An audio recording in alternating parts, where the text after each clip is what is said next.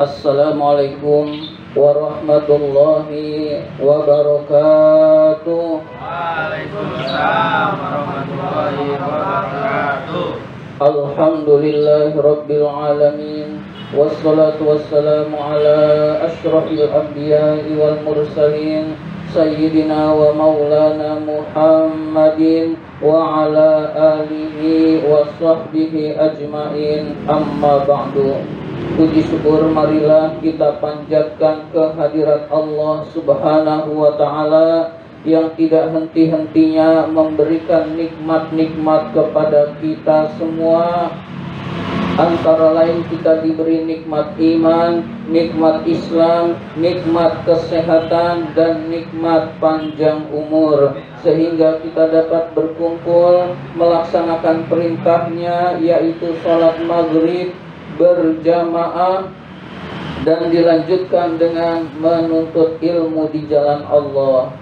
Salawat dan salam semoga Allah limpahkan pada junjungan kita baginda Nabi besar Muhammad sallallahu alaihi wasallam beserta para keluarganya, para sahabatnya, dan kepada kita sebagai pengikut ajarannya. Seperti biasa, marilah kita awali taklim kita dengan bersama-sama membaca surat Al-Fatihah. Ila hadratin Nabi Mustafa Rasulullah sallallahu alaihi wasallam wa ila muallifi hadzal kitab Asy-Syaikh Al-Imam Barakatil Anam Abdullah Ba'lawi Al-Haddad rahimahullah, nafa'anallahu bihi wa bi ulumihi fid dharain amin. Al-Fatihah. A'udzu billahi minasy syaithanir rajim. Bismillahirrahmanirrahim. Alhamdulillahi rabbil alamin. Ar-Rahmanir-Rahim. Maliki yaumiddin. Iyyaka na'budu wa iyyaka nasta'in. Ihdinas siratal mustaqim. Siratal ladzina an'amta 'alaihim ghairil maghdubi 'alaihim waladdallin. Amin. Hadirin yang dimuliakan oleh Allah Subhanahu wa ta'ala, di masa sulit, serba sulit seperti sekarang ini, marilah kita selalu mendekatkan diri kepada Allah Subhanahu wa ta'ala. Jadi jalan keluar dari permasalahan hidup kita adalah dekat pada Allah Subhanahu wa ta'ala. Kita dekat kepada orang, orang bisa nolong, bisa nggak nolong, tapi Allah pasti bisa menolong kita. Tergantung kita mau mendekatkan diri kepada Allah atau tidak. Hadirin sekalian, mendekatkan diri kepada Allah yang paling utama adalah perbaiki sholat kita. Sholat bukan lagi terpaksa, tetapi kesenangan, tetapi kecintaan, tetapi kerinduan kepada Allah Subhanahu wa ta'ala. Jadi orang mukmin adalah orang yang cinta kepada Allah. Orang yang cinta ingin selalu bertemu dengan yang dicintainya. Nah, orang mukmin itu yang dicintainya Allah. Berarti sholat dengan penuh kesenangan, hadirin sekalian. Jadi sholat kita perbaiki. Perbaikinya ada dua. Secara umum ada dua. Ada kualitas, ada kuantitas. Kualitas kita sudah tahu, yaitu sholat kita usahakan khusyuk. Sholat kita usahakan benar-benar dekat dengan Allah. Sholat kita usahakan benar secara fikih. Jadi benar secara fikih. Kalau sudah secara fikih, berarti pasti ikut tuntunan Allah dan Rasulnya. Nggak mungkin enggak. Karena fikih itu dari Al-Quran, dari sunnah Rasul, lalu dikaji oleh para ulama, keluarlah fikih. Nah, kalau kita berpikir langsung aja dari Quran, langsung aja dari hadis, nah ilmu kita sanggup enggak ke arah itu. Jadi kita langsung dari Quran, dari hadis, lalu kita mengamalkan. Nah, biasanya akan keliru jalan. Mengapa keliru jalan? karena kita bukan orang yang ahli di bidang Al-Quran dan Sunnah. Kita ikuti ulama. Ulama sudah berijtihad. Ijtihad itu namanya bersungguh-sungguh mengeluarkan hukum dari Al-Quran dan Sunnah, sehingga kita pakai fikih selamat insya Allah. Jadi kita pakai fikih. Kalau fikih harus kita pelajari tentang sholat, lalu setelah fikihnya benar, kekhusyuan ditingkatkan. Itu namanya kualitasnya bagus. Setelah itu kualitasnya bagus, tingkatkan. Biasanya qobliyah ba'diyah enggak, tambah qobliyah ba'diyah. Yang ada qobliyahnya kita jalankan, yang ada ba'diyahnya kita jalankan. Biasanya sholat subuh pas-pasan, kita sebelum subuh kita sudah bangun sholat tahajud 2 rakaat. Itu namanya menambah kuantitas, menambah bilangannya. Nah, dengan menambah ibadah-ibadah sunnah, Allah akan cinta. Dengan Allah cinta, urusan-urusan kita insya Allah dimudahkan oleh Allah Subhanahu wa ta'ala. Mari kita lanjutkan pelajaran kitab An-Nasaihud Diniyah ini, masih tentang bab haji.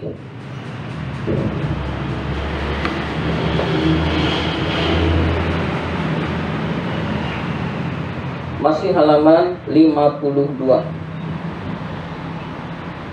Saya cari dulu.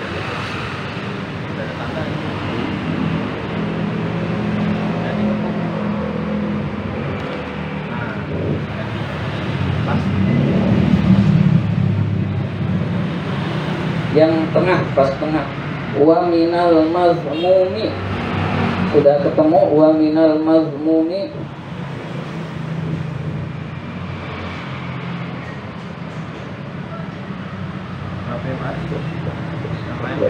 Berapa 20 dari bawah.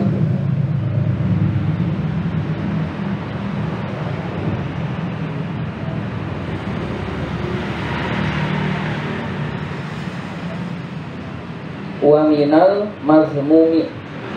Bismillahirrahmanirrahim. Wa minal mazmumi, termasuk perkara yang dicela oleh agama. Ma yaqa'u li ba'dil ammati, adalah apa-apa yang sering terjadi di kalangan sebagian orang awam, yaitu min anna ahadahum, bahwa sebagian mereka yasiru ilal haji, dia berangkat pergi haji, wa niyyatuhu, niatnya adalah ayyufarrigha zimmatahu, menghilangkan tanggungan dia, min hijjatil islami, dari haji rukun Islam. Saya mah yang penting haji. Habis haji urusan saya udah beres.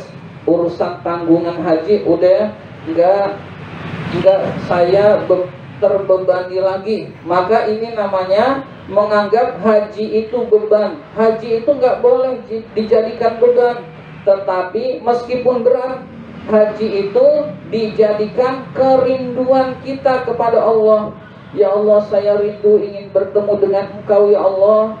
Saya rindu ingin ke Baitullah ya Allah. Saya rindu ingin melihat Ka'bah, melihat syiar-syiar Engkau ya Allah. Nah, seperti itulah yang harus niatnya yang benar. Bukan yang penting rukun Islam terlaksana, urusan saya udah beres. Nah, itu masih terpaksa. Nah, itu hal yang harus kita jauhi. Terpaksa di dalam menjalankan ibadah haji.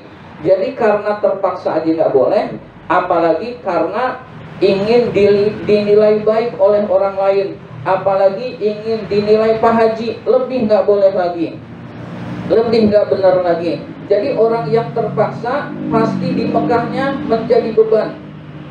Ibadah-ibadah beban buat dia, sehingga tidak bahagia di dalam melaksanakan ibadah haji. Tapi kalau dengan perasaan kerinduan kepada Allah, kerinduan kepada Baitullah, dia akan tentram hatinya. Ada rintangan, dia lewati dengan baik, dia lewati dengan tenang. Hadirin sekalian, hatta yasira, sehingga dia menjadi bidzalika sholihan, dengan melaksanakan haji itu termasuk orang yang layak. Sholihan kita terjemahkan layak. Li ayyastajira, untuk diberi upah. An-nasu, oleh manusia, hatta yahijjalahum, sehingga manusia itu menyuruh dia berhaji untuk mereka. Jadi dia, ada orang yang gak kuat tawaf, dia sudah pernah haji, berarti dia layak untuk mentawafkan orang. Mentawafkan orang, dia dapat upah. Nah, tujuan upah itu dilarang oleh agama. Ada orang pernah haji, karena pernah haji, haji keduanya dia niatkan badal. Dia cari sekeliling kampung, mana nih yang mau saya badalin haji, dengan tujuan agar orang membayar dia. Kamu mau nggak orang tuanya saya badalkan haji, biayanya sekian, nanti saya yang hajikan, lalu dia bayar. Dia benar melaksanakan ibadah haji. Nah, tujuannya dunia itu tercela. Jadi tujuannya dunia itu tercela. Jadi orang yang menghajikan orang lain, mentawafkan, mensaikan, harus karena Allah. Orang yang menghajikan karena dunia, karena upah, tidak dapat pahala, dan itu termasuk yang tercela juga. Jadi tercela juga orang yang menginginkan upah dari pelaksanaan ibadah. Sebetulnya sama juga seperti mimpin tahlil, seperti ceramah niatnya dunia, bukan niatnya membimbing orang. Mimpin tahlil niatnya bukan membantu masyarakat, tetapi ingin mendapat sesuatu. Nah, niat-niat seperti itu termasuk tercela di dalam agama dan tidak diperbolehkan. Jadi yang benar niatnya karena Allah.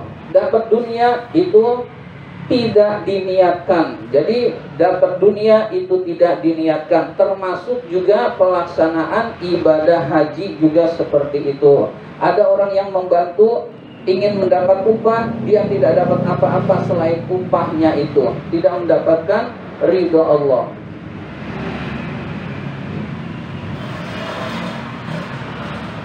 Raghbatan, manusia berkeinginan, minhu, dari orang itu, fil ijarati, memberi upah, wa hirson, dan orang itu serakah, qabihan, yang buruk, alat dunia, terhadap dunia. Jadi dia berhaji, kalau sudah berhaji satu kali, dia bisa membadalkan haji, dia bisa membantu jamaah haji, mentawafkan yang tidak mampu tawaf. Dia mampu membantu ibadah haji yang sa'i, yang gak mampu sa'i. Niatnya dunia itu adalah tercela dan tidak bernilai di sisi Allah, dan itu termasuk urusan yang buruk meskipun kelihatannya urusan akhirat. Wala'allahu ta'ala, semoga Allah ta'ala la yaqbalu, tidak menerima, hijjatal islami, haji rukun Islam itu, minal ladzina, dari orang itu, alladzi yakunu dhamiruhu matwiyan ala mithli dzalika, yang hatinya mengandung unsur yang seperti ini. Jadi yang hatinya niatnya buruk, mudah-mudahan Allah tidak menerima hajinya. Jadi kalau kita sudah haji kedua, nggak boleh nyari badal haji kecuali diminta, kecuali ada yang minta, tolong hajikan mbah saya pesan untuk dihajikan. Nah, kita sebagai sesama muslim membantu, hukumnya boleh. Lalu kita dikasih sesuatu berupa uang, itu kita terima tapi tanpa mengharapkan. Nah, itu halal hukumnya. Tapi kalau kita nyari-nyari biar ada yang membadalkan, lalu haji kita jadi terbayarkan oleh uang itu, maka itulah yang disebut dengan mencari dunia dengan ibadah yang tidak bernilai di sisi Allah. Termasuk juga orang yang tahlil di kuburan, itu niatnya tergantung niatnya masing-masing. Orang yang niatnya membantu orang yang nggak bisa biar didoain, boleh dapat pahala. Orang yang niatnya nyari nafkah di situ, itu tidak bernilai. Orang yang dipanggil tahlil itu sama saja. Jadi niatnya itu menentukan dia dapat pahala dari Allah atau tidak. Kalau niatnya dunia itu tercela, niatnya akhirat itu mulia di sisi Allah Subhanahu wa taala. Sama dengan badal haji pun seperti itu. Kalau di badal itu ya Kemana? ya kalau badalnya kasih ke orangnya niatnya kayak gitu, kita yang intinya Sah, iya. tetap sah, tapi kalau Iya. orangnya niatnya buat itu Boleh. Jadi niat badal haji boleh, niat itu sah, niat pergerakan boleh. Misalkan kita lagi gak kuat tawaf, dibadalkan tawafnya boleh.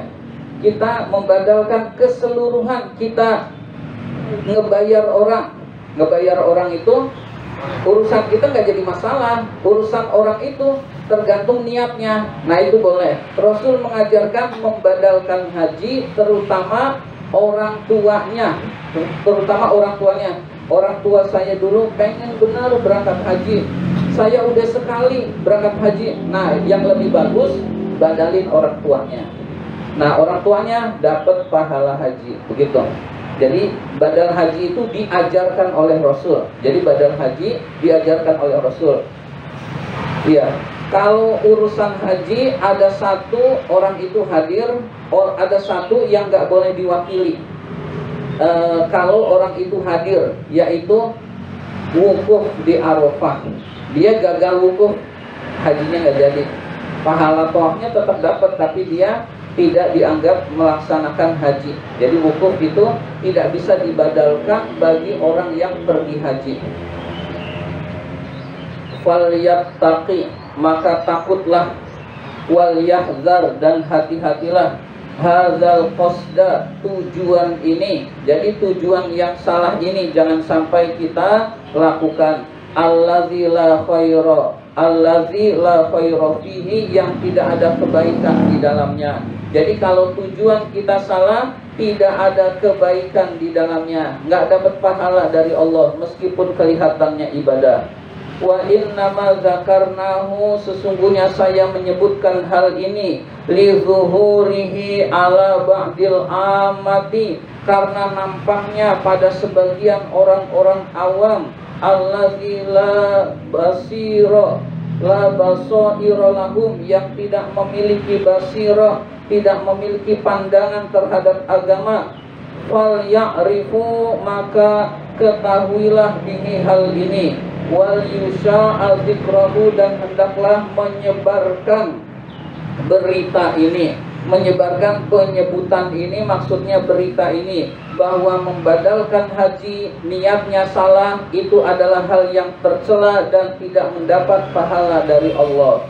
Dan niatnya benar, dia boleh melakukannya.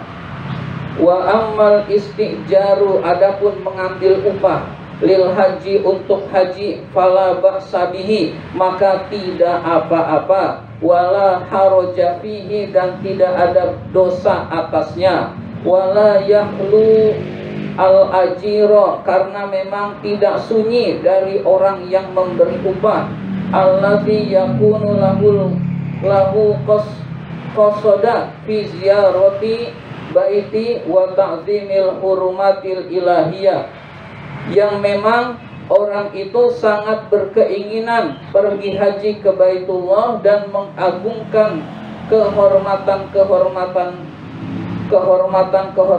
ilahi, namun dia tidak mampu.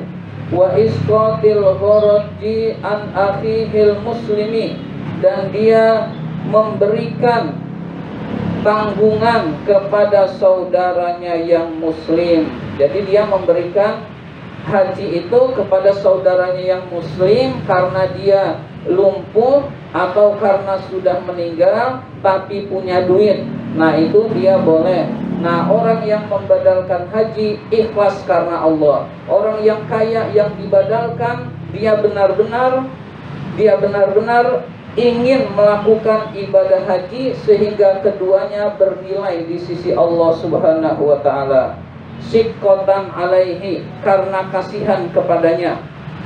Min sawabin kafirin, berupa pahala yang besar. Min fadlillahi ta'ala, berupa kemuliaan dari Allah Subhanahu wa ta'ala.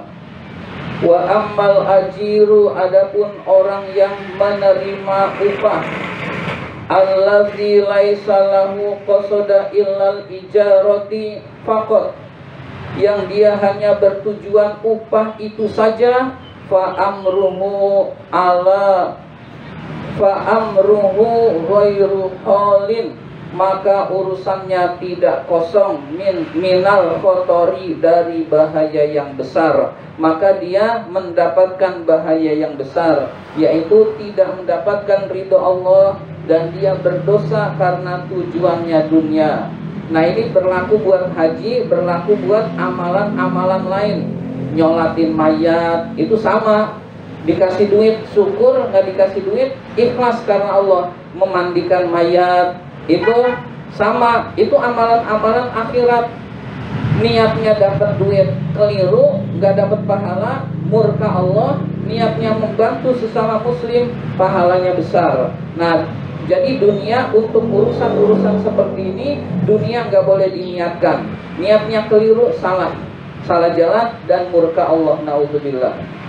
Qala Imamul Ghazali, Imam Ghazali berkata rahimahullahu ta'ala, semoga Allah merahmati Imam Ghazali, yang bagi liman yu'jaru nafsahu fil haji, sebaiknya bagi orang yang diberi upah dirinya di dalam pelaksanakan ibadah haji, ayyaj'ala qasada al-bait, hendaklah dia menjadikan tujuannya hanyalah Baitullah, huwal aslu, itulah yang utama. Wal ijaratu, adapun upah, tabi'atun, hanya mengikuti. Jadi dia tetap niatnya ibadah, niatnya nolong orang, niatnya membantu sesama muslim yang tidak bisa. Adapun dapat upah, itu mengikuti. Nah, niatnya upah, dia celaka. Nah, seperti itu kurang lebih. Itu menurut Imam Ghazali. Wala ya'kasu, dan tidak sebaliknya.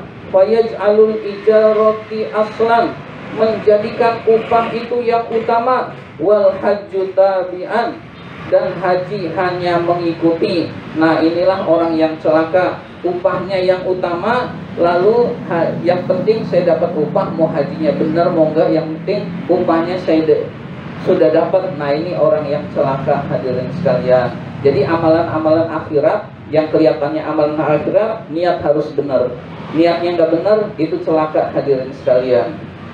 Demikian pembahasan kita kali ini. Terima kasih atas perhatian. Mohon maaf apabila ada kata-kata yang kurang berkenan.